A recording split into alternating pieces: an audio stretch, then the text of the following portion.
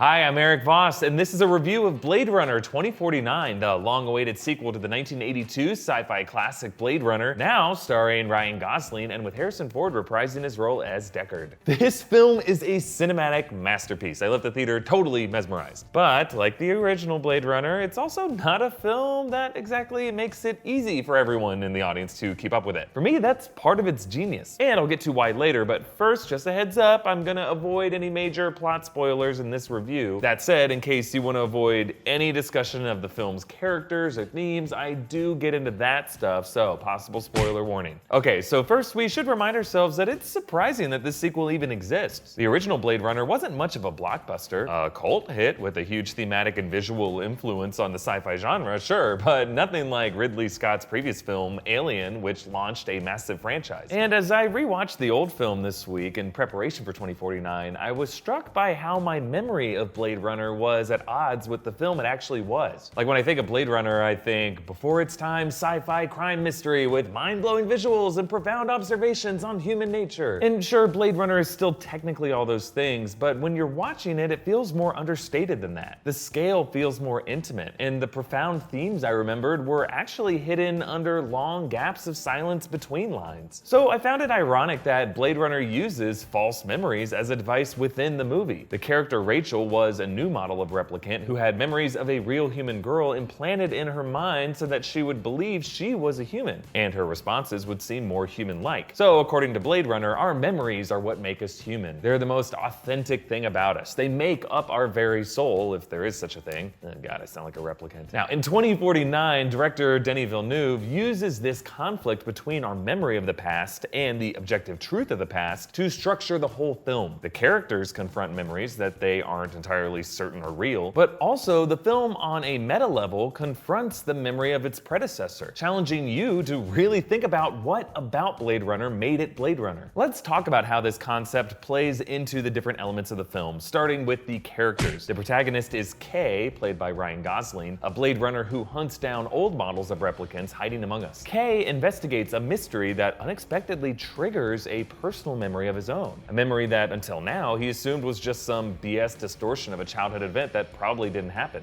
The fact that this memory could be real for us triggers our memory of the first movie. But here it's flipped. In that version, a character confronts his memories and learns that they might have been false. Here, the main character learns that his memories might have been truer than he initially thought. And in both cases, calling their memories into question enlists the viewer into a fascinating investigation. What makes this guy tick? What makes him human? We search Gosling's well-known poker face for tells and scour every frame of this movie for clues. It's almost like the viewers are scanning the movie under our own Voight-Kampff replicant test. Now, I don't want to say too much about Harrison Ford's character Deckard in this movie, but this guy is also at odds with his memories. Throughout the movie, characters refer to a past event called the Blackout that wiped out all digital records. Actually, the prequel anime, Blackout 2022, covers this event, and you should definitely watch it. And in this movie, that blackout has left Deckard essentially without an objective past. He has his memories, but as we know, those memories' authenticity is questionable at best. In many ways, the key to this movie is confronting Deckard's memories to unlock huge revelations about humanity. Now, I could go into how this memory concept inspired all of the characters of this movie, but it's really more fun when you see it yourself. So instead, I'm going to move on to the setting of the film. So Blade Runner 2049 obviously takes place in 2049, 30 years after the events of the first Blade Runner. And what's most interesting to me about this is, for a film that takes place even further into the future, how much of the setting actually looks backward. Whereas the first Blade Runner took entirely within the city limits of Los Angeles, this sequel opens on a rural California farm. Granted, this is a 2049 farm, and the barren, smog-covered landscape isn't exactly pastoral. But this opening sets up a future that's obsessed with the memory of the past. Later in the film, a major sequence takes place in an old Vegas casino. Nostalgic images of Elvis Presley and Frank Sinatra flicker in and out as their music echoes through the rooms. People are trying to immerse themselves in nostalgia as if it will trigger the memory of something long forgotten. So,